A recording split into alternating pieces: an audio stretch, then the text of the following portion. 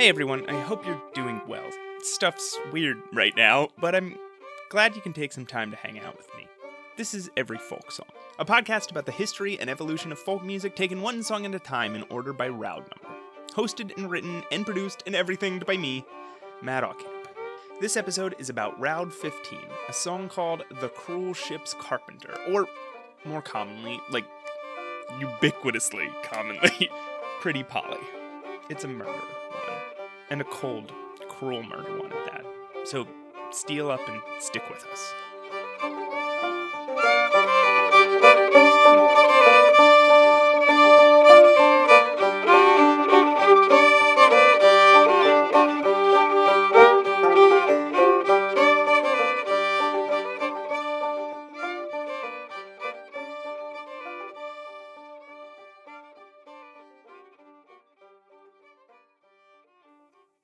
Okay, I gotta admit something up here at the top, and that something is somebody got here before me. I mean, obviously, someone always got here before me. Every episode of this podcast is standing on the shoulders of giants who did more work and had more expertise than me. Mine is a job of collecting, summing up, reacting to that work. Trying to tell you guys a story that's entertaining and moving and relatable, but in this instance, that job has already been done so well that it felt like someone reached into my future, grabbed the script to the episode before I ever wrote it, and posted it on the internet. That wizard is a journalist named Paul Slade. My name's Paul Slade. I've written a book about murder ballads and the true crime stories which inspired them, a book called I'm Prepared to Die. I've also got a website called planetslade.com, which discusses various murder ballads, again, looking at both the true crime story behind the song and the way the song itself develops down the generations. You can find Paul's essay on Pretty Polly either in his book or at planetslade.com under the murder ballads section. I'll include a link in the show notes and on the website at everyfolksong.xyz. And because his work was so thorough and comprehensive, I'm bringing him along for the entire ride. About 12 years ago now, I bought a very good compilation album called The Executioner's Last Songs, which was put together by a guy called John Langford. He used to front up an English punk band called the Mekons, who were quite famous over here in their day. Moved over to Chicago and got very much into Americana, and particularly into murder ballads. He then wound up making this compilation. It was a charity project for the Illinois Death Penalty Project. And his idea for the album was to get loads of current Americana stars, people like the Hanson family, Steve Earle was involved in the album, and get them to cover classic old murder ballads. So that got me very interested, particularly when I noticed that there were similar themes popping up in a lot of the songs. And I sort of filed that idea away and thought this is an area of music worth investigating. And then a few years later, I was on holiday in San Francisco and I was mooching around the basement of City Lights, the famous bookstore there. And I found a book called Stagger Lee Shot Billy, which was an American academic's investigation into the real killing behind the song Stagger Lee. And it hadn't occurred to me until I bought that book just how recent some of these songs were, and it certainly hadn't occurred to me that they would still be available there in the newspaper archive to research, because this is exactly what this chap had done. And so my interest in the songs, which have been sparked by that album, combined with the example of the research that Cecil Brown had been able to do in his book, just got me started on this whole road. And as you said yourself, once you start researching them, you find it's just bottomless as a subject. It's just endlessly fascinating. Right. Every little fact you uncover just leads you to something else. What got you interested in particular in Pretty Polly? I don't know. It's a short answer. I can't remember what got me started.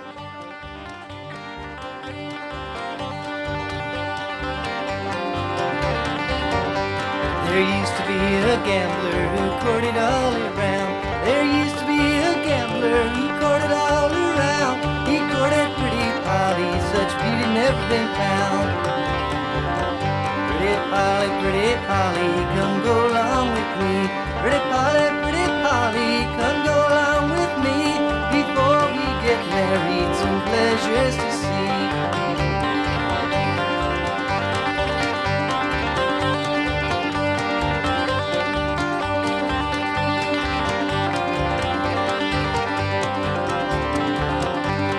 jumped up behind him and away they did go. She jumped up behind him and away they did go, down into the valley that was far below. They went a little further and what did they spy? They went a little further and what did they spy? But a new dug grave with a spade lying by.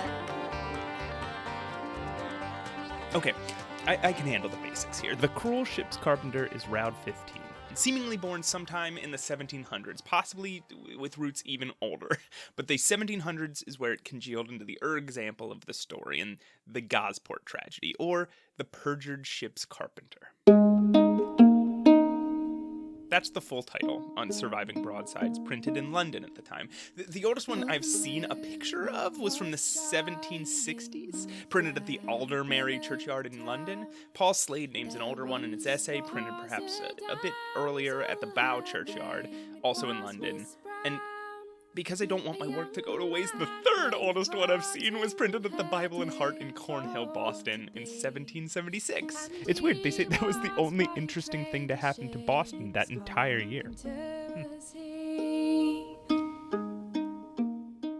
It's wild if you get really into tracing the origins of a particular broadside, because there are people who have traced the careers of like specific broadside printers to specific printing presses and what years those printers were active. Like Jerry Printerman worked at the Ink and Print from April 1750 to March 1770. And it's that sort of obsessive dedication to minutia that I am 100% here for. Fields and valleys oh so deep, till at length lovely Mary began for to weep, saying, Willie, handsome Willie, you've led me astray, in purpose to take my own sweet life away.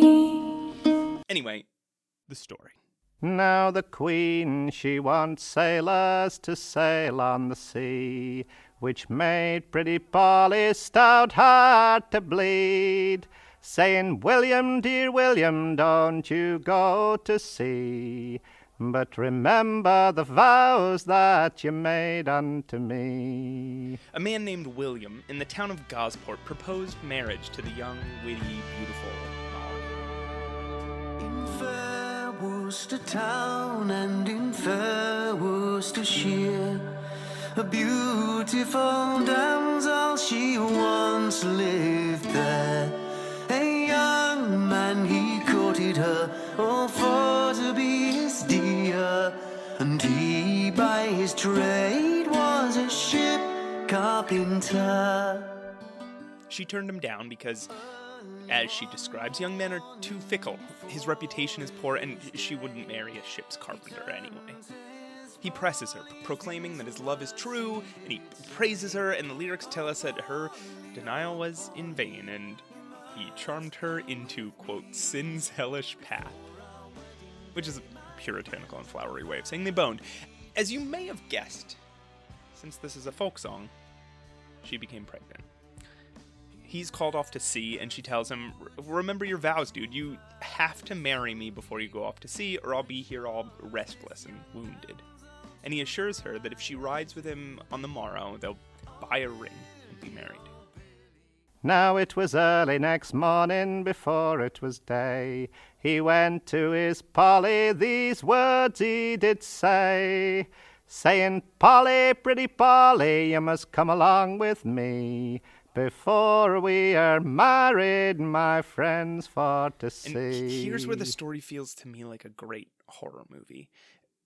Because no matter how many times I hear it or read it, I'm always shouting in my head, Molly, don't go! Stay home!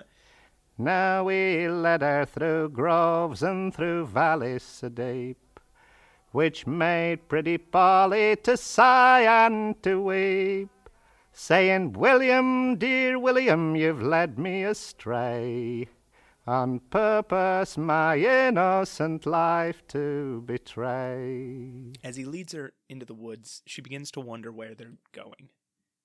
"Oh, you have to meet my friends before we get married," he says. Her anxiety only grows until she begins to weep and basically comes right out and tells him that she's afraid he's going to murder her.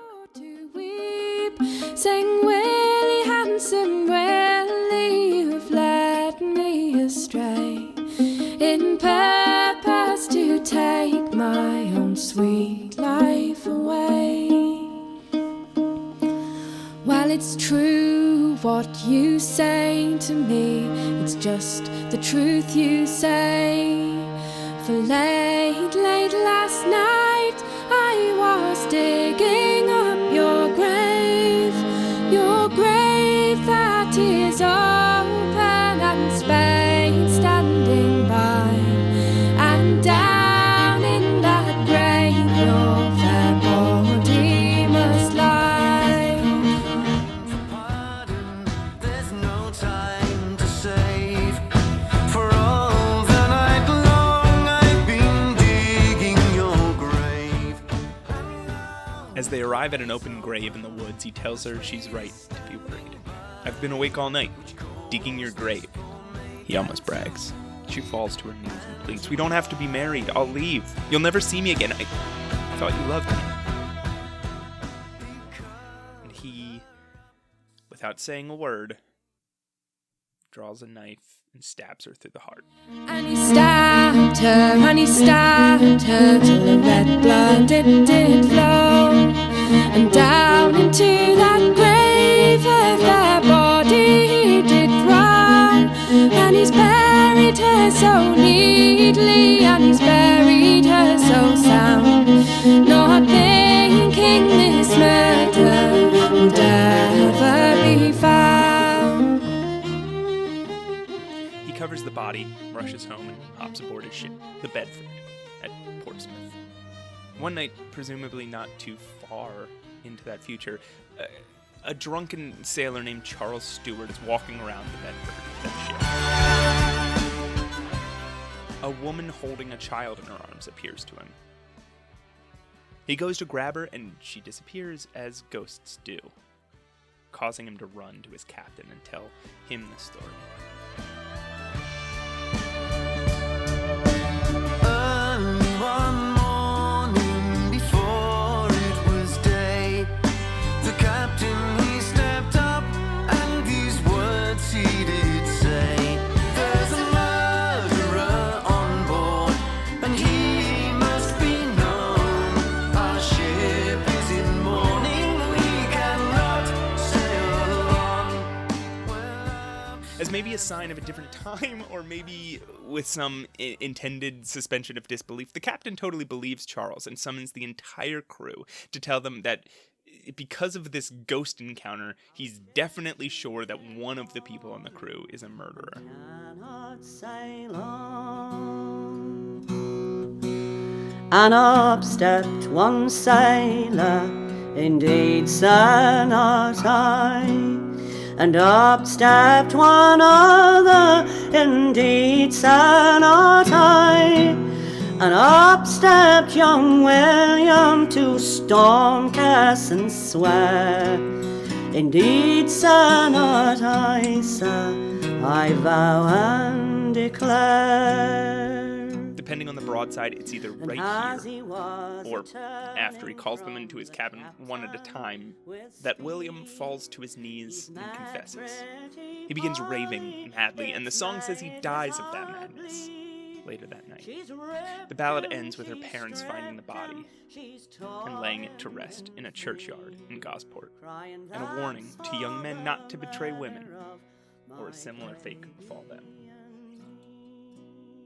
Let me cover one more thing here, because in their surviving English ballads, like you're hearing from Steele I Span, Ewan MacColl, Watterson Carthy, and Jackie Oates behind me, there's a moment that's tacked on that wasn't in the original Gosport tragedy broadsides. In these versions, he denies the crime. The ghost of Molly reappears on the deck, and she does this.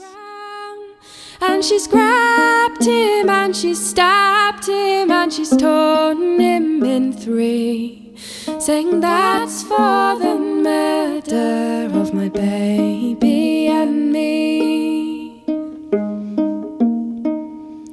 saying that's for the murder of my baby and me.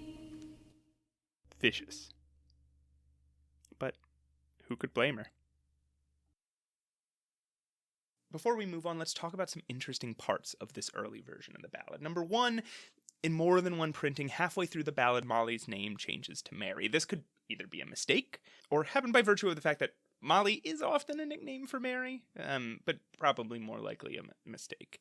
Number two, in at least one printing, a line comes up about Molly, that when she found out that William must go to sea, it, quote, wounded her heart, which is a line that pops up in later versions in a very different context. Number three, when she's pleading with William to spare her life, it describes her wringing hands as white as lilies. Lilies being a flower associated at the time with purity and beauty. And that phrase is something that pops up in a bunch of other folk songs from the time, too. There's a touch of white supremacy there, and that phrase becomes more associated with white supremacy as it moves into modern times, so you might have heard it in that context before. But, you know, for the purposes of interpreting this song, which otherwise isn't really about race, I think we can just note that it's a symbol of her as like a pure, innocent, and even virginal figure. And fourth, take note of how many names and places exist in this song. Gosport, Portsmouth, William, Molly, Charles Stewart, the Bedford. Here's Paul Slade again. I got very interested in this, and again, I wondered if it was going to be possible to actually tie the events in the song to a real killing. And I can't take credit for most of this, because most of this work was done way back in 1979 by an academic called Professor David Fowler at the University of Washington. He wrote a piece in a Florida folklore journal based on his research in the Royal Navy's records. We've got a National Archive here in London, which is a fantastic resource. And there you can actually find Bedford's paybook and the original log that the captain left on the voyage. He started off looking at the date. We know, as I say, the British Library dates the Gosport tragedy to, at the earliest, around 1720. Right. And looking at Royal Navy records, Professor Fowler discovered that there really was a ship called the Bedford, which really was moored at Portsmouth around 1725, 1726. And in case you're thinking like, oh, I bet there were a ton of ships named that. Well, there were only 3 in the Royal Navy to ever bear that name. Well, I guess 4, but one from 1775 who fought in the American Revolutionary War and one from 1901, but both of those were after the writing of the ballad. Then one in 1997 in the James Bond film Tomorrow Never Dies.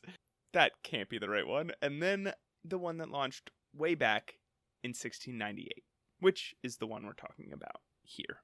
He then went on to do some research in the Bedford's paybooks, and he discovered that there actually was a man called Charles Stewart on board the Bedford at this time. Whoa. Charles Stewart, you'll remember, is mentioned in the Gosport tragedy, and a spotlight is very much shone on him in the song. He's the only member of the crew who's actually mentioned by name. And going through the paybook, he was looking for the ship's master carpenter, because again, we're told in the Gosport tragedy that the killer was a ship's carpenter. And he found that the ship's carpenter at this time, the master carpenter on board the Bedford in 1726, was a guy called John Billson, Billson, it's spelt in the paybook. Now, bear in mind again here that the names William and Molly are purely generic ballad names. They pop up in all sorts of ballads, and it's no indication of what the real people's names were at all. So a picture is starting to emerge. Right. So, I mean, at that point, you have the same ship that's mentioned in the ballad in the same place with a crew member with the same name mentioned in the ballad. Then you have a ship's carpenter who, like you said, there is a good chance that William was just a placeholder name or a generic name, but it is still a huge load of coincidences. All that's missing, is a murder. Well, yeah, I mean, there are too many coincidences to dismiss, I think. That's the thing. If it was just one or two of these things, you could shrug it off. But once you get 4 or 5 different data points, all of which seem to match the song, then I think you have to start to take it seriously. And we can pin down the likely date of the murder. If you assume that At the beginning of 1726, we know that the Bedford was moored in Portsmouth itself, actually on the mainland, as it were, right up against the dock. So it would have been easy for the sailors and the rest of the crew to get out to Portsmouth and to Gosport, which is the little town just next door, to get out and enjoy some shore leave. And most likely it was January and February that John Bilson met the woman that the ballad calls Molly, got her pregnant, and said he was going to marry her, just as the song, The Gosport Tragedy, spells all this out as well. Killed her instead and fled to the Bedford. We know that the ship's departure was very imminent because we know that at that point, the Bedford sailed to an offshore anchorage at Spithead in the English Channel. So it all had to happen before February the 26th, 1726. Then after 6 weeks at the anchorage, the Bedford had orders to sail. The Navy was sending a task force of 20 ships, including the Bedford, to sail to the Baltic because Russia was felt to be throwing its weight around a bit at the time.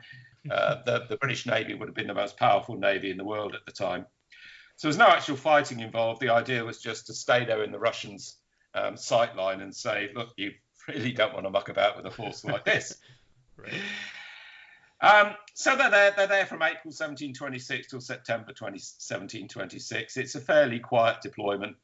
But then the Bedford hit storms in the middle of the Baltic Sea in September 1726 on the return voyage. And on September the 26th that year, we have a note in the log from the captain, a guy called Edmund Hook. Pause.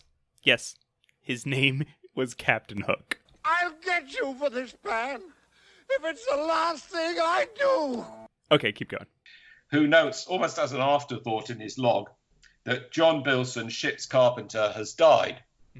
We don't know how he died. We've got no more information than that. Fowler's idea is that perhaps Bilson died of scurvy, which was rife in the British Navy at the time. They hadn't yet discovered that if you fed your sailors citrus fruit, you could prevent scurvy.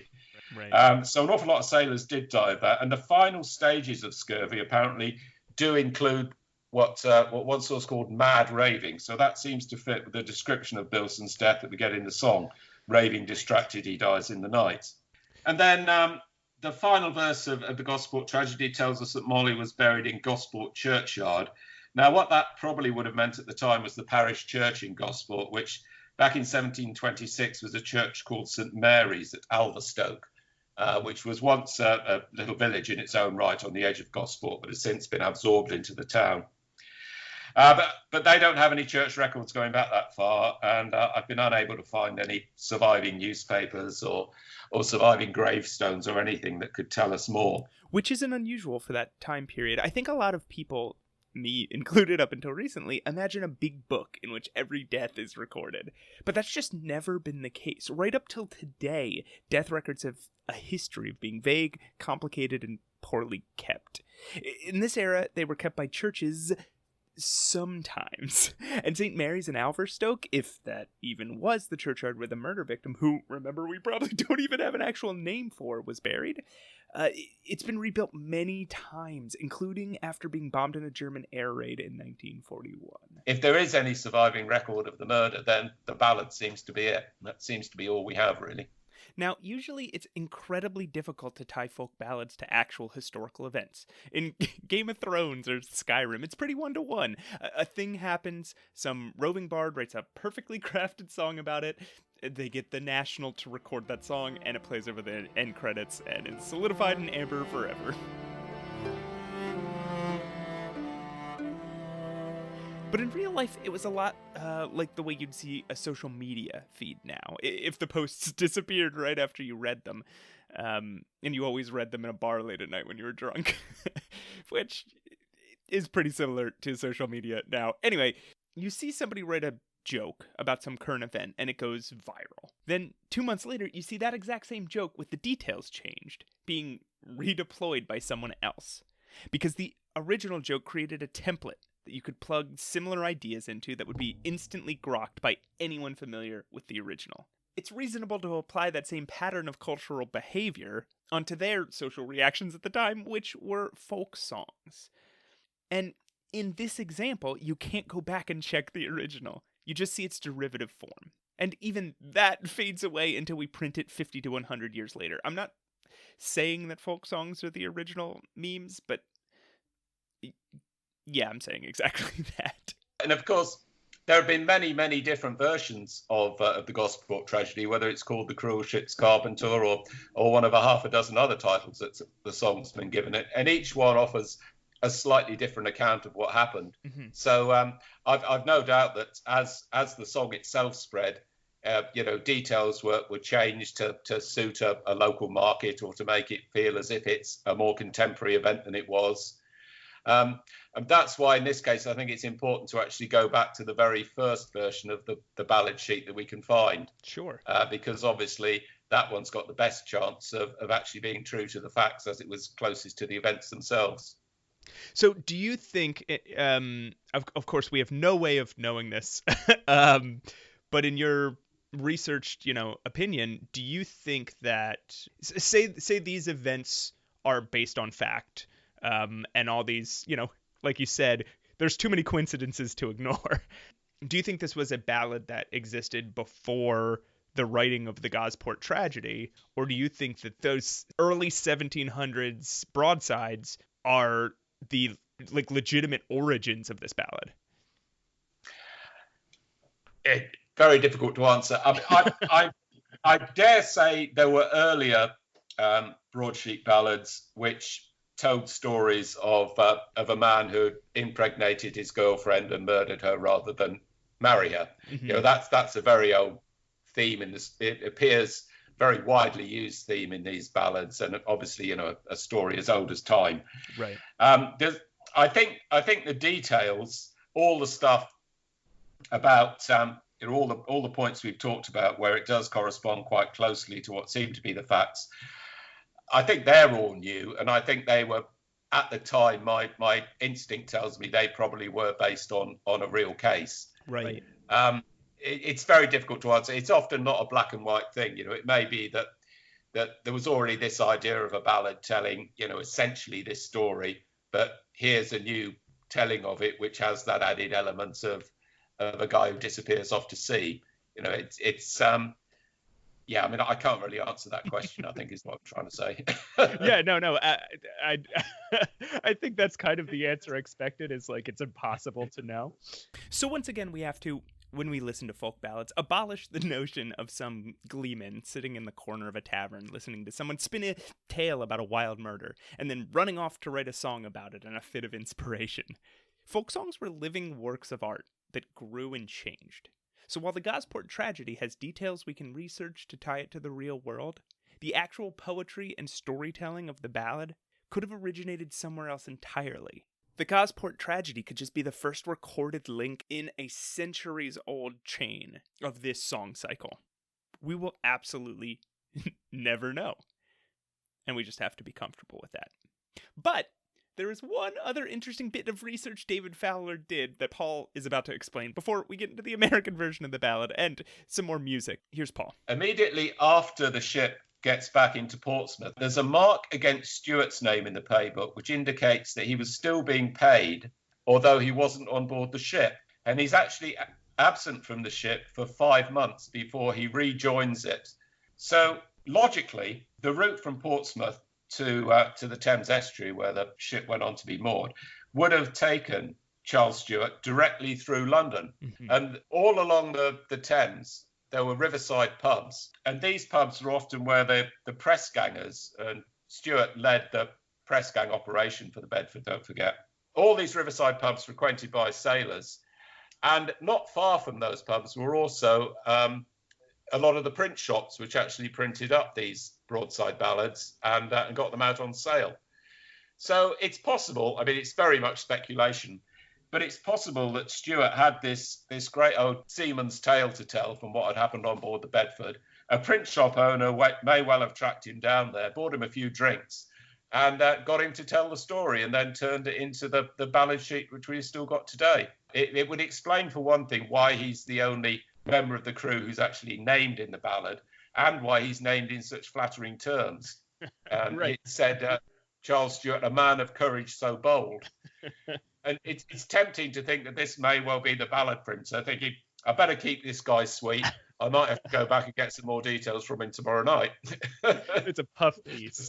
Yeah, there's nothing new under the sun, so I'm sure that happened. You mentioned in your essay that Fowler even went so far as to name John Clure. It is a fairly logical guess. I mean, we're still very much in the realm of speculation, but yeah, this guy John Clure certainly owned a print shop nearby at about the right time, and he's the guy who printed one very early version of the Gosport Tragedy. So it's perfectly possible. Yeah, again, it's one of those things where those details all had to end up in the mind and printing tiles of a print shop owner, like somehow, and there's a series of coincidences that make it line up. Yeah, and again, it may be that someone was thinking, well, if I really want to make some money, let's think. Murder ballads always do well. Seafaring tales always do well. Here's an opportunity to combine them both. Yeah, it very easily could have been just some guy named Charles Stewart saying, yeah, I was sailing on the Bedford a couple weeks ago, and the Carpenter died, and somebody else is like, maybe he was killed by a ghost. Yeah, exactly. Yeah, and the guys who printed up these sheets, they were chancers basically. I always think of them as being a rough equivalent to red top tabloid journalists today. They wanted to make their story as sensational as possible. They were doing it in order to make money. And, they weren't above pulling a few tricks if that's what it took.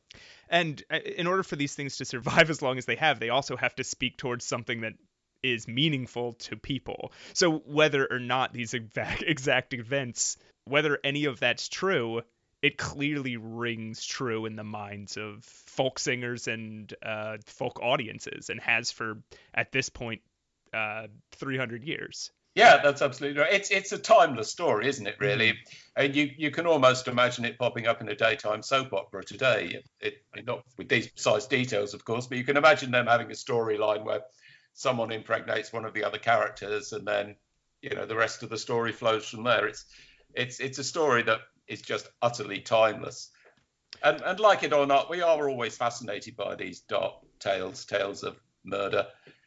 You've only got to look at the glut of true crime podcasts that there are around at the moment, so the number of crime shows that are always there on television. That it's only the media that tell these stories which changes. Really, human nature and people's fascination with these subjects just never changes. I don't think it's just there deep in all of us, whether we like it or not.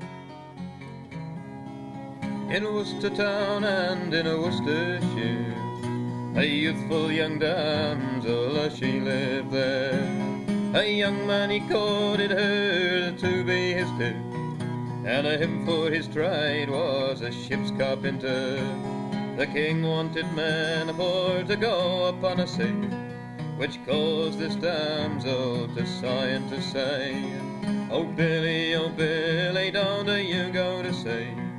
Oh, don't you remember what you promised me? Right, so at the time of the Gosport Tragedy, it was an insanely popular ballad, too, when you look for... a lot of times it's hard to track down the original broadsides of these. You find them in the occasional museum, or you find them in records of a surviving copy. But the Gosport Tragedy, a simple Google search turns up dozens of copies of these broadsides. So this thing... Yeah, absolutely. I mean, that's the best evidence we could have, really, of just what a popular song it was, how many different competing versions of it were being churned out by so many different printers, certainly in every part of the British Isles. And indeed, when it first made its way across the Atlantic, I found a version printed in Boston, which was still calling it the Gosport Tragedy at that point. The process of it morphing into Pretty Polly clearly hadn't begun at that time. And that was a whole 100 years later. Yeah. Yeah. Just the sheer number of copies that have survived just tell us what a popular song it must have been. Right. And at the time, the Gosport Tragedy in the UK sort of shortened a bit and turned into songs called The Cruel Ship's Carpenter or Love and Murder. But there were quite a few, yeah. There was even a musical parody, which I write about in the essay as well. Yeah, that one's the Molly. I had a question about that. So that's Molly the Betrayed or the Fog-Bound Vessel. That's right, yeah. Now, this might be my inexperience as a folk music researcher, but when you use the word parody, right, that strikes my modern ear as a song or any type of media kind of being turned into like a joke version of that type of media. I think about, Spaceballs to Star Wars or Weird Al Yankovic or whatever, right? I was just about to mention, Weird Al would be quite a good parallel, I think. This musical version, it essentially was taking the piss out of the conventions of these old songs, I think. Reading between the lines, the way he delivered it, he drew attention to some of the slightly dodgier rhymes, the rhymes that don't quite work. He put in this bit, "Fall do roddle I day" or something, which seems to be a parody of folk song modes, which people would have been familiar with at the time. But again, what it really tells us, I think, is just how popular the original song was, because people in his audience simply wouldn't have got the joke unless they were familiar with the real song that he was parodying. So, again, that suggests it was, in its day, a very, very popular song. And my guess is, so when I read the lyrics of Molly the Betrayed, they pretty much just tell the same story, but I hear what you're saying is it's speaking to an audience that's already familiar with the song, and it's sort of exaggerating rather than changing them entirely like a Weird Al thing or putting a bunch of absurd situations in it like Spy Hard. What it's just doing is it's leaning heavily on the more melodramatic aspects or the sillier rhymes so that it's looking for the cliches and then deliberately exaggerating them in order to make fun of them, really. I think that's what he's doing. I mean, unfortunately, I've only ever seen that version in writing. I've never been able to hear it, obviously, and I think a lot of it would have been in his delivery. But as I say, the impression I get is that he's focusing on all those cliches, either of the broadside ballads themselves, which would have been within living memory when he was performing that song. They didn't really start to fade away until the 1830s or so. And as I say, on the cliches of folk music as well, those are the two things I think he's really making fun of. Okay, yeah, that actually explains a lot of that to me. As we said, it popped up again as the Gosport tragedy in the Americas in 1835, and then it sort of fades away until it reemerges in rural U.S. areas in the early 1900s, and it's got a different name, and it's slimmed down considerably, and it's called Pretty Polly. Yeah.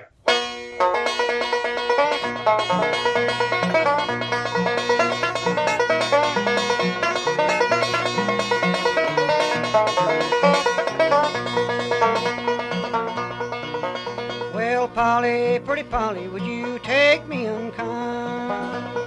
Polly, pretty Polly, would you take me unkind? Me to sit beside you and tell you my mind. Well, my mind is to marry. Pretty Polly is by far a way more popular version. It's like if you remember the Elfin Knight versus Scarborough Fair, it's that level of comparison. Pretty Polly was, put simply, the American version of the song. It had other branches called Love and Murder or the Ghost Ship or the Ghost Song, but none that deviated very far from the core narrative or became as popular as Pretty Polly. It first began popping up in that form in the early 1900s, the first recording being in 1925 by a banjo player named John Hammond on Janet Records, a B-side to a single called Little Birdie. They called her Pretty Polly, her name we knew so well, the love of her body has sent her soul to hell. Followed by Doc Boggs, B.F. Shelton, the Coon Creek Girls, Peggy Seeger, Bob Dylan, and the Byrds, notably in the next few decades. The song pretty quickly became a bit of a bluegrass and American folk standard. This version was leaner, crueler, and more mysterious. It became standard practice for singers to fling their voices like a grappling hook around the ends of each verse. Oh, my pretty Polly, come go along with me. Holy pretty Polly, would you take me in kind? Let me sit beside you and tell you my mind. Over hills and the valleys so deep, he rode over hills and the valleys so deep. Pretty Polly mistrusted, and then began to. The beat became harder, like a pounding heartbeat.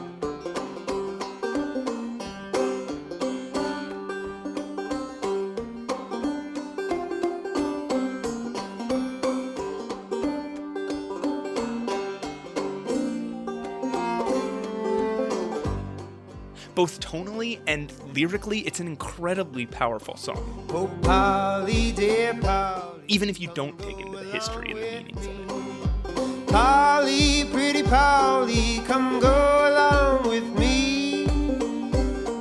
Before we get married, some pleasures to see.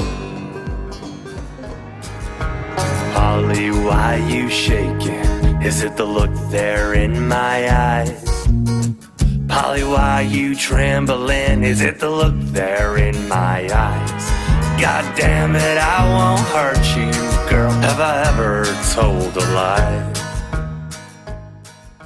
In Pretty Polly, the story begins in first person, as William, now Willie or Billy, presses his love Polly into coming into the woods. He tells her he intends to marry her, and the implication is that he's going to take her into the woods for sex. Polly, pretty Polly, come go along with me. Before we get married, some pleasure to see. But when they stop, lying in front of her is the same open grave.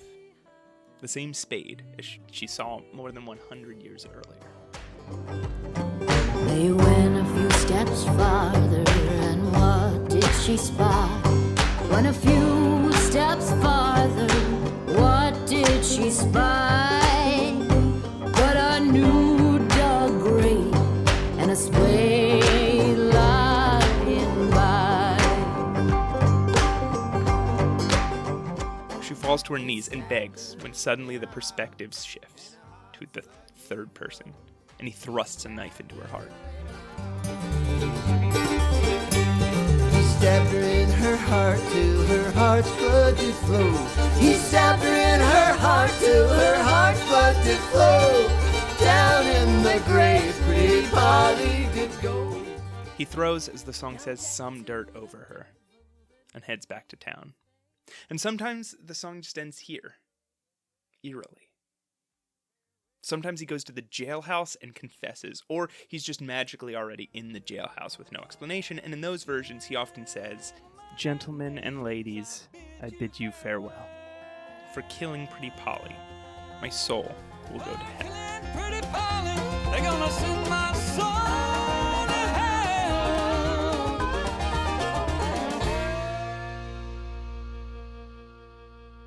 As with all of the American murder ballads, which came from English sources, it's very much a process of stripping them down. As I say, 56 verses in the Gosport Tragedy comes down to a very spare 5-6 verses in Pretty Polly. Right. That's fairly typical. You're cutting the length right down. Very often, any notion of sex in the song is stripped out from that. I think that streak of Puritanism in the American character, particularly among the Calvinists in the areas where these songs first started to spread in America. It makes it a much stronger song because you've stripped away all the verbosity. There's not an ounce of fat on Pretty Polly as it emerges in the American version. But it also makes it much more mysterious and much spookier because, where the English song laboriously spells out every tiny detail, the American version will often leave listeners to imagine it and fill in the gaps themselves. And I think that's always more powerful. Right. The story in the American Pretty Polly is, basically he proclaims his love to her and then takes her out into the woods where there's still the open grave. Sometimes she pleads for her life. Sometimes he just, at that moment, just straight up kills her. And there's no words from her at all. He throws the dirt over her, and at this point, this is where it gets bizarre to me. It seems to be a much less elegant way of saying that the guilt drove him mad, because a lot of these American versions have him immediately running to the sheriff and confessing his crime. Yeah, that's true. I don't know quite what to make of that. I mean, your idea that it does contain this idea of madness in the American song is one that hadn't occurred to me. But I mean, it is there in, as you're saying, in that opening verse where he talks about his love for her, as if it's broken not only his heart but also his mind. But that's the thing about the American versions. They're so spare. They leave so many gaps that they let you imagine the greater story in all sorts of different ways. Really, it's quite conducive to that exercise of speculation and filling in the story yourself.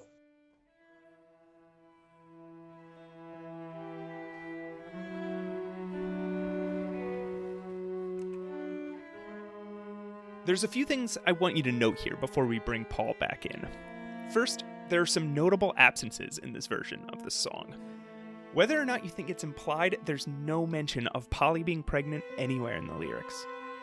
In fact, as he talks about taking her to the woods, it almost feels like he's trying to trick her, or convince her of some new experience.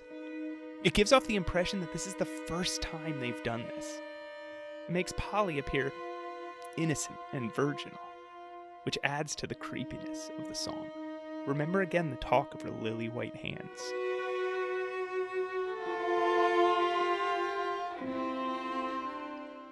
We'll talk about Rennie Sparks in a few times, but I want to quote her here from her Pretty Polly essay in a book called The Rose and the Briar, Death, Love, and Liberty in the American Ballad. She says, Polly seems to know nothing of the dark pleasures that might await a man and woman in the woods. Does she think they're going on a picnic? To pick wildflowers? Her lover leads her over mountains, through deep valleys. Their path twists in circles, as if they're descending through the rings of hell. And the other thing I want to note is a line that changes in a way I find significant. In previous versions, there was a line that Molly says to William when he confesses that he's going off to sea. She reminds him of his vows and tells him that his words, quote, wounded her heart. But in this version, that line belongs to Willie. He tells her, when I first met you, it wounded my heart.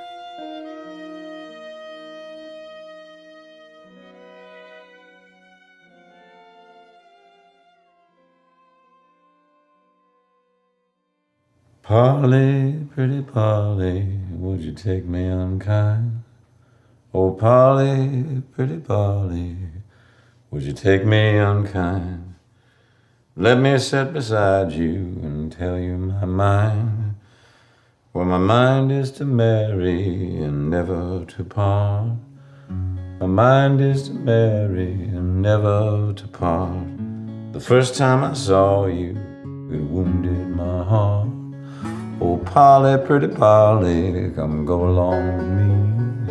Oh, Polly, pretty Polly, come go along with me.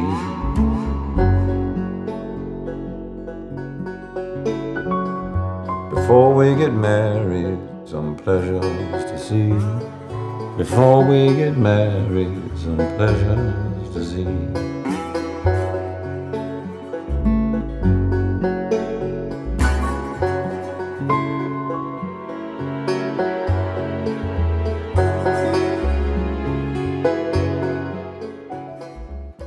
So the other thing that's interesting, although it has got this in common with other murder ballads, the English original is quite frank about the cause for the murder. The guy has made this girl pregnant and he murders her rather than marry her. That's all spelt out quite frankly in the English original. It talks about a night of lewd desire, which leads to all the trouble. But the American version, again, this very often happens when those English songs are both shortened and reshaped for an American audience. expunges all mentions of sex. If you look at Pretty Polly, there's absolutely no clue at all as to why he kills her. And that somehow makes the song more mysterious. It makes it spookier. And although they're trying to remove all mention of sex, they seem to be removing that idea from the song altogether. It's such a gaping hole that leaves. It just makes you think about the sexual element of the story all the more. So it just directs your attention towards the very thing they're trying to expunge. And again, that shows through quite strongly in Pretty Polly. It's quite a twisted, strange little song, even by the standards of other murder ballads. Right. Your essay, and Rennie Sparks has a beautiful essay in The Rose and the Briar about this. Yeah, I've read that. About the majesty of the song being how the details are stripped away, adding pathology to this man and turning Polly into like this mythical representation of a different type of woman than she was in the original version. Rather than it just being a man who wants to escape the responsibilities of having impregnated his girlfriend, it's now about this man who seems to be almost testing as Rennie Sparks kind of puts it, as she's like testing her knowledge of sex and death, and the fact that she recognizes the existence of those is enough for him to kill her. Yeah, I think that's right. And then both in the English version and in some of the American versions, there's the idea I think it's your past reputation's been trouble to me. Yes. Which suggests he's also worried that his fiancée might have a reputation for having been a bit promiscuous in the village or whatever. So that idea comes into the song as well. There's an awful lot packed into a very short song. Right, yeah, those, I think the scariest lines of the song to me, and I wonder how you feel about it, but the scariest lines of the song to me is your past reputation's been trouble to me, because it suggests a deep, like, Madonna whore complex in the murderer. Yeah, I think that's dead right, yeah. Which, when combined with violence, is very, very scary and still relevant in modern society. Yeah, very much so. Right, and then there's a line at the beginning that when you start listening to the song, it strikes you as romantic, which is, when I first met you, you wounded my heart. That appears in a lot of versions. When you first hear that, you kind of think, I fell so deeply in love with you, it almost hurts. But then when you get towards the end and he murders her, it almost takes on a different meaning. As if he was so pained by the idea of his feelings for her that's what drove him to murder her. Yeah, well, maybe so. I hadn't thought of that, but yes, I think that's quite possible. And again, it comes back to this idea of who's speaking at the time, because very often in that early verse where he's, you've got this idea butter wouldn't melt in his mouth, he does seem to be being very romantic, and you think, this is a nice story he's going to tell us. That part of the story he's happy to tell in the first person. But as soon as it comes to the darker parts of the song, that's when he steps out and starts describing it as if he's just someone who happens to be looking at it all from the outside. Right.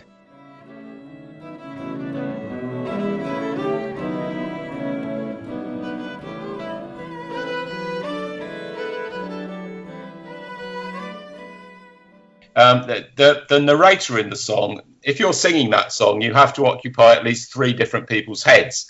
It's a mixture of an outside narrator who's just watching the events play out before him, but not playing any part in them at all. Then there's the odd verse that's actually given to Polly to narrate directly herself in her own voice. And then there's verses from Willie, the killer. So you're constantly hopping from one persona to the next as a performer when you're doing that song.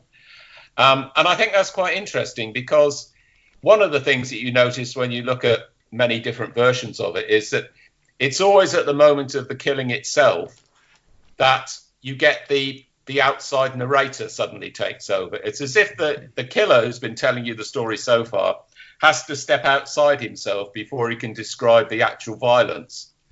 And that made me think of things I'd read about real murderers who have said that the killing itself, they felt like they were watching themselves doing it, like they were watching it in a movie or watching a computer game. And so that got me quite intrigued. It seems to be true to what actually happens inside a real killer's head at the moment of the violence. And yet, all that time ago, they managed to intuit that in the way that the song itself actually tells that story. And the other point is, it's the only song I know that's got quite such gratuitous cruelty in it, in one sense, in that that Willie, the killer, he actually takes the girl out into the woods and shows her grave before he kills her. Mm-hmm. And that's quite remarkable when you think about it. He's dug the grave the night before, and he wants to take her out and he wants to show it to her before he kills her. I don't know of another song that's got quite that degree of sadism in it.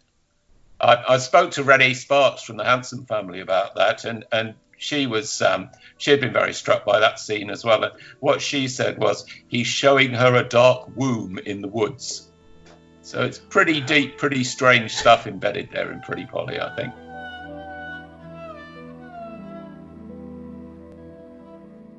Now, if I normally step outside my expertise and talk about things I'm no authority on, this is me doing that to the extreme. But I find it interesting, and it's my podcast. So, since the late 19th century, this idea of dissociation had been in the medical literature. This dude, Pierre Genet, wrote about it in a notated series of lectures given at Harvard University in 1907. A lot of that early research has been overwritten again in a variety of disciplines like forensic and neuropsychology. But in the DSM-5, which, if you've heard that a million times before and never knew what it was, it's the Diagnostic and Statistical Manual of Mental Disorders, basically the gold standard of psychiatric diagnoses. And it's on its 5th edition, thus DSM-5. So, in the DSM-5, dissociation is judged on a scale. On one side, there's dissociative identity disorder, in which a person has two distinct identities that experience the world differently. You may have heard that called schizophrenia in popular culture, but that's a misunderstanding of what schizophrenia is. It's actually called dissociative identity disorder. And as far as I understand it, it doesn't look anything like, a bunch of people screaming for control of a person's body the way that, horror movies or something would have you believe. Anyway, on the other side of the scale, there's depersonalization, which is when a person feels overwhelmingly detached from life around them. Anyone with depression has probably felt this at least a little bit. But in the middle of this scale is this thing called dissociative amnesia.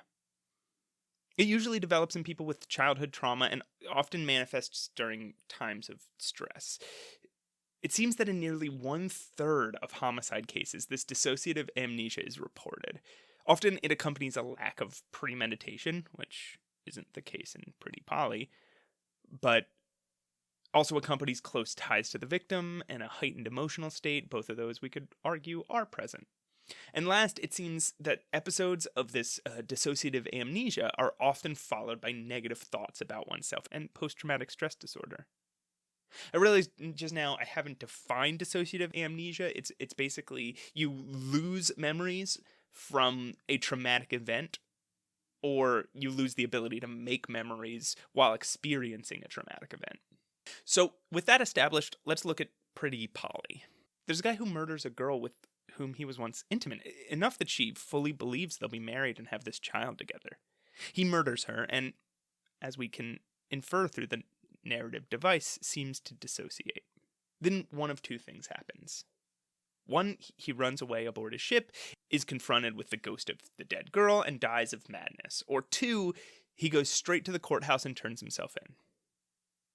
Knowing what we now know about these aspects of psychology, I'd say these both sound remarkably like metaphorical representations of PTSD. Another idea is that maybe this wasn't dissociative amnesia, as he actually does seem to remember the crime. Instead, maybe it's depersonalization. It's been said of serial killers like Ted Bundy, notably by author and psychologist Al Carlisle, that the way they manage to function in society while committing brutal, antisocial murders is through one or more of three processes: fantasy, dissociation, and compartmentalization. A person fantasizes about power or doing harm to others to escape negative feelings in their daily life or childhood, feelings of powerlessness or, trauma or things like that. They compartmentalize and the person capable of committing the acts in those fantasies basically has a different mental frame than the one who greets their neighbors in the morning or goes to work. They have different reactions to things, they think about different things, they value different things, and while a little bit of that can be normal, serial killers have other things going on, obviously. And that may cause them to nurture those fantasy lives and rehearse them, strengthening them to the point where they're no longer fantasies, but plans. So if William, of our story, had this compartmentalized, violent fantasy life, it was perhaps this that led to the stark difference in how coldly he murdered Polly and how consumed by guilt he was later in the story. This would also explain that depersonalization during the act of killing itself in the song. It's compartmentalization. Later in life, it said Ted Bundy would be caught in occasional moments of guilt and anguish over what he'd done, as if he'd snap into them and back out of them in a few hours. Perhaps that's what we're seeing with William here. Either way, the idea of William stepping outside of himself for the murder not only lines up with a common psychological occurrence in violent criminals that Paul alludes to, but also fits with the latter half of the story exactly. And in a time before this level of understanding of the human brain, it would make sense to me that we'd conjure ghosts and fits of madness to explain why people behave as strangely as they seem to. Of course, as Paul points out, the madness and death in the latter half of the story could have just been a man dying of scurvy. While the late stages of scurvy aren't hard to identify, I'll spare you the gory details. The entire illness carries fever and pain and fatigue and, just feeling bad. And that could easily be how the elements of raving distracted entered the story. But, like we've talked about, the song may have possibly been based on real people and a real murder, but the reason it was so popular is because of our fascination with murder in general. And so, in that sense, the song is about all unknowable, cruel, calculated murderers. And however the details got there, it could just be the accuracy with which it depicts them that makes it as enduring and haunting and powerful as it is.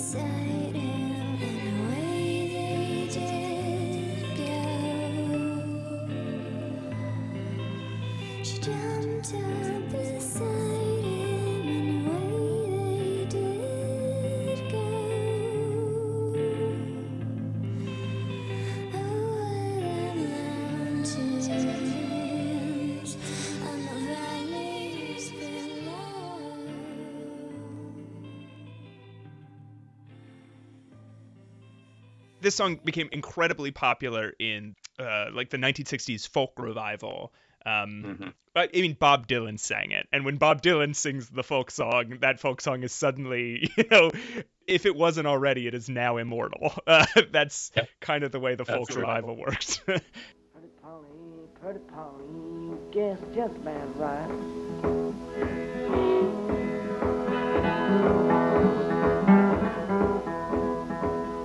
Oh, Polly, pretty Polly, you guessed just about right.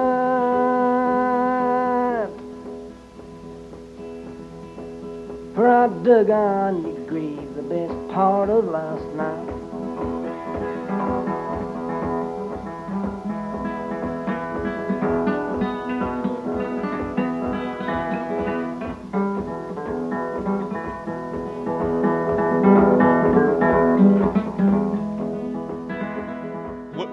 Was so appealing to Americans about this slimmed down, more brutalist take on the song than this longer, more paranormal kind of version in much earlier in the UK.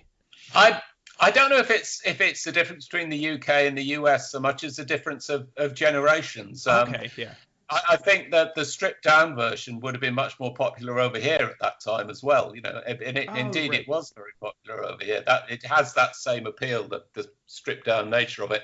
I think people, back when the song was first written, I guess people had more patience for a long song for a start, but also they would have been much more inclined to think of the supernatural elements of it. Whereas, obviously we take that far less seriously. And if you'd included it in a modern version of the song, there's a danger it could drift into camp, which you certainly don't want. Mm-hmm. I think stories like this will always have a grip on the human imagination in any age, because we're always fascinated by these dark subjects, and we're always preoccupied with death. And these songs are often a way for us to think about death without having to look at it full in the face, as it were. So, I don't think it's a difference between the US and the UK. I think the song changes as it moves down the generation, but I think that core appeal that it's got will always be there. Yeah, I think you're right. That's a great point. You talk a lot in your essay about choices that singers have made. And oftentimes when I look at folk songs, I don't think so much about the choices to leave off lines or to slim down lines.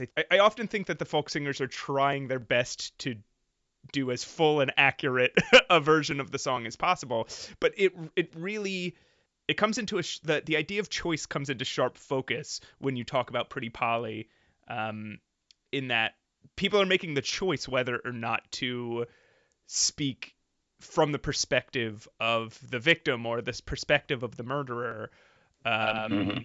And people are making the choice how much context and motive to give to him. I discussed it with a couple of singers, and the impression I got in the end was that for them it's very instinctive.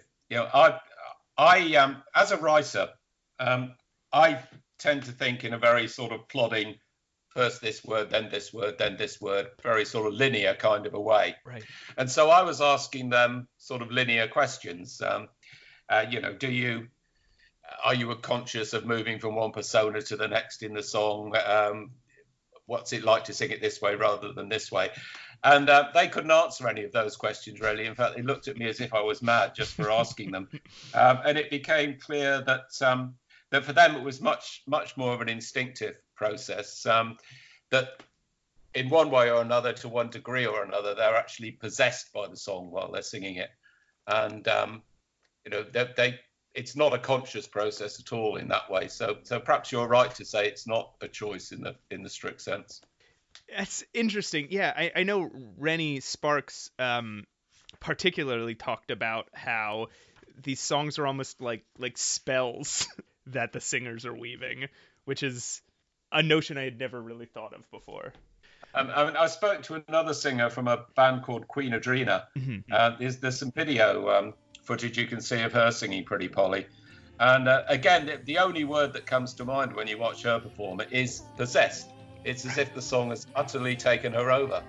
And when I spoke to her about it, that was very much the impression that she gave.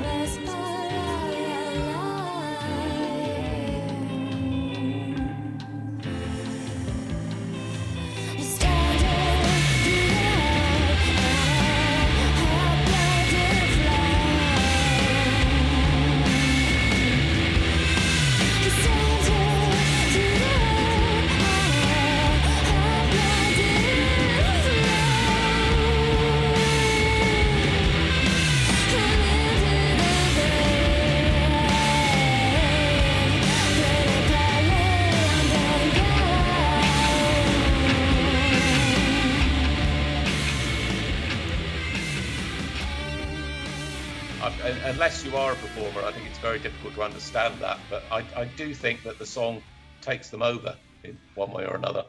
Right, and that singer, Katie Jane Garside. Garside, yeah. Yeah, she she adds this refrain in between the verses that almost feels like it's spilling out of her unconsciously, and that refrain is super haunting, and it's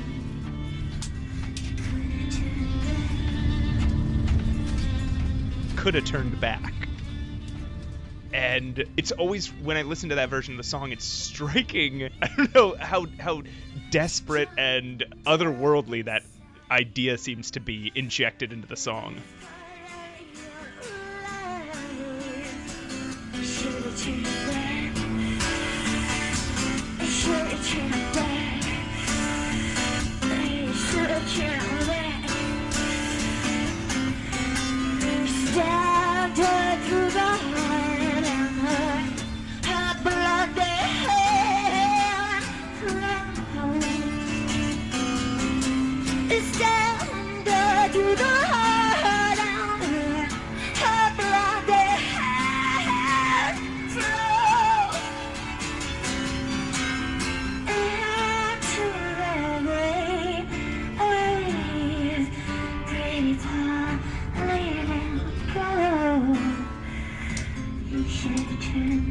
Yeah.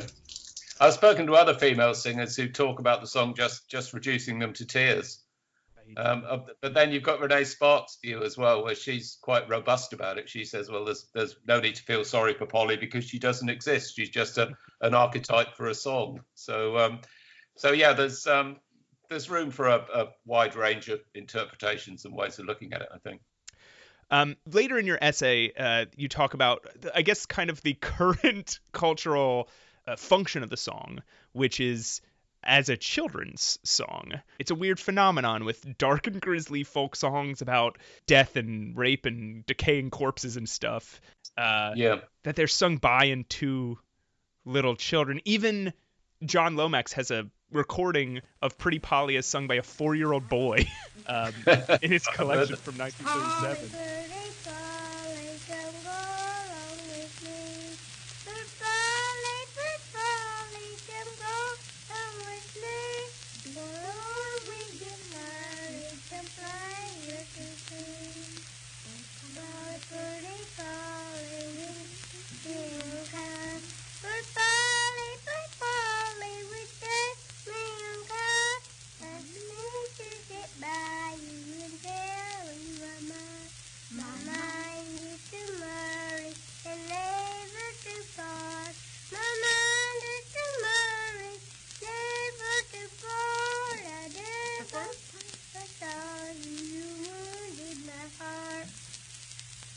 Was sung by Little Chad, and he sang this ballad down at Dallas for the National Folk Song Festival, and he sung it again at the Rockefeller Center for the National Broadcasting Company in New York. He's just a little fellow. He's never been to school yet, and he can't read or write, but he's an awful good ballad singer, we think. How old is he? He's about how old, Aunt Alice? 4 years old. He's 4-year-old. He sang it here at Ashland, Kentucky, at the home of Miss Jean Thomas on June the 28th, 1937. You know, we're spending a good deal of time analysing the song, but of course most people don't think of songs that way. Arguably, they hardly notice the meaning of the words at all in many cases. They're just a series of phonetic sounds. So to some extent, I think it's just that people haven't paused to think just how gory the content of the song is. But I think also you don't have to go back far. Just go back to my parents' generation. You know, they had a much more robust notion of what kids could take. Even quite young kids are always, again, they're fascinated by death, aren't they? And, you know, they love any song that they can sense is breaking a bit of a taboo. So I think kids are a lot tougher than we give them credit for at the moment. And certainly the attitude of previous generations of parents seem to be not quite so precious and sentimentalizing about kids, so they probably didn't think twice about it. I think it says more about our slightly overprotective attitude toward kids these days, really. Polly, pretty Polly, come go along with me. Polly, pretty Polly, come go along with me. Before we get married, some pleasure to see.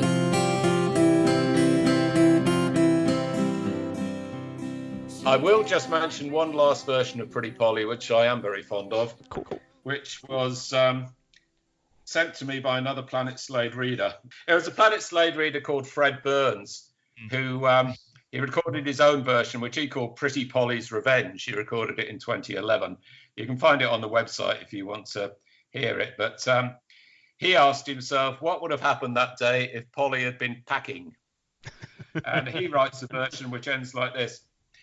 Well, Willie pulled his dagger, but Polly grabbed her gun. He pulled his dagger to kill her, but Polly grabbed her gun. She shot him through the heart. Lord, the bullet pierced his heart, and his evil blood did run. In the grave he dug for Polly is where Willie fell. In the grave he dug for Polly is where Willie fell. Now he lies in Polly's grave. Lord, he lies in Polly's grave. He's dead in Polly's grave, but his soul burns in hell. It's finally getting revenge after 300 years of him murdering her over and over and over. Polly gets her own back at last. Well, that's great. Paul, thank you so much for talking to me. I hope it wasn't too torturous or tedious or... No, I enjoyed it. I've got a couple of beers in the fridge, so I'm going to go and drink one of those now. You can and should check out Paul Slade's writing on this and various other murder ballads on planetslade.com. And seek out his book. It's called Unprepared to Die, America's Greatest Murder Ballads and the True Stories That Inspired Them. It was published by Soundcheck Books. And you can find it pretty much anywhere on the internet you find books. I recently took it with me on a socially distanced vacation, and I spent hours on the beach and in a hot tub reading Paul's amazing stories and pairing them with playlists of the songs he was talking about. I highly recommend it. All right. I think I've gotten all my waxing philosophic and editorializing out of the way during this journey. So let's just listen to a song and head in for the descent. Oh, Polly, pretty Polly, would you think it unkind?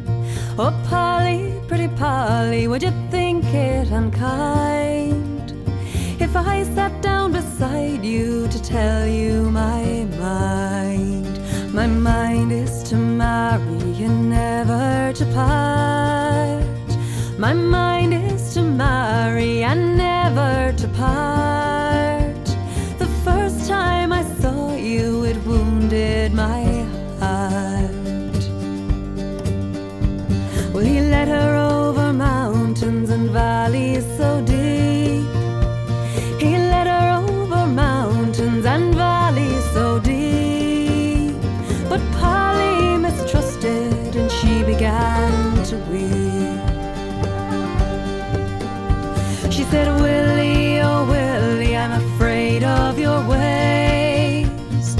Willie, oh Willie, I'm afraid of your ways. The way you've been rambling, you lead me astray.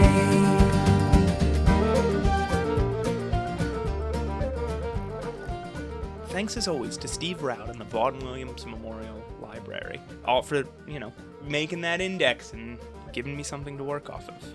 Thanks to Paul Slade. I highly suggest you go grab his book, Unprepared to Die, America's Greatest Murder Ballads and the True Crime Stories That Inspired Them. It's excellent. If you like this podcast, you will like that book. Trust me. Your guess is about right. I dug on your grave the biggest part of last night. Well, she threw her arms around him and began for to weep.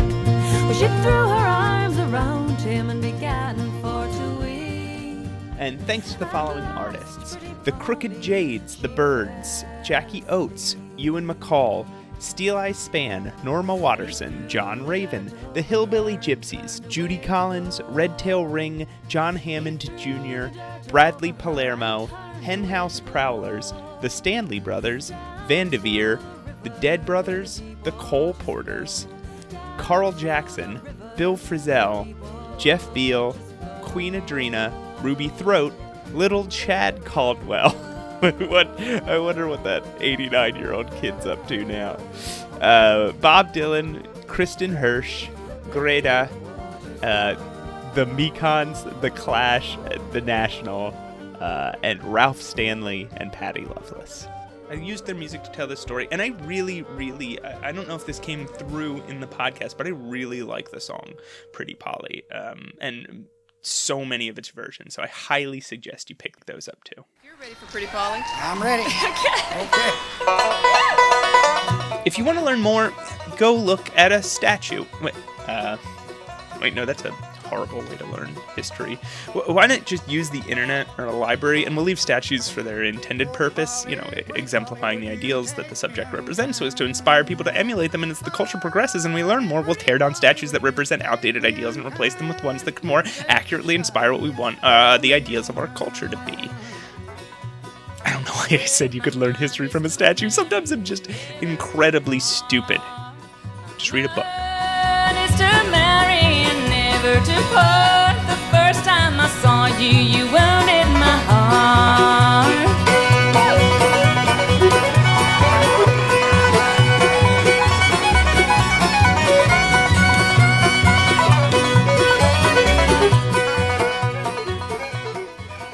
You can find me on the internet at pretty much any place a person can be found on the internet using my name, Matt Aukamp, A-U-K-A-M-P, and if you Google that name, I'm not the pervert police officer in Illinois.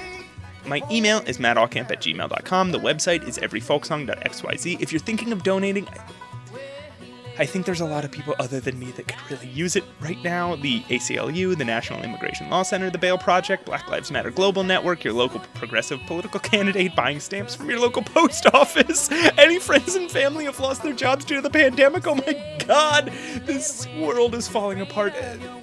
Anyway, I appreciate Afraid of your ways, the way you've been rambling and lead me astray. The next episode is going to be a departure from murder and sadness, as it's Froggy Went A-Courtin'. I've been looking forward to that episode since the very beginning. So until next time, Black Lives Matter, trans rights are human rights, wear a mask, remember to vote, and remember that Woody Guthrie was Antifa and he wrote songs about how evil Donald Trump's family was. And take care, folks. Then he led her a little farther, and what did she spy?